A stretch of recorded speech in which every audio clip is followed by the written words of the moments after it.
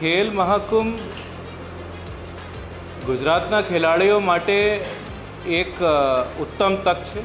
Grassroot લેવલના એથ્લીટ્સને develop કરવાના એક જો સક્ષમ અને કારગર આ પગલાં છે સરકારશ્રી દ્વારા. આ નોંધનીય બાબત છે કે માનનીય વડાપ્રધાન શ્રી નરેન્દ્રભાઈ મોદી તેને દ્વારા સને 2010માં આ શરૂ કરવામાં આવેલ હોય અને ત્યાં પછી ખેલમાં જેઓ વિભિન્ન એથ્લીટ છે તેની પસંદગીમાં આ ખેલ મહાકુંભ બહુ મદદ કરે છે.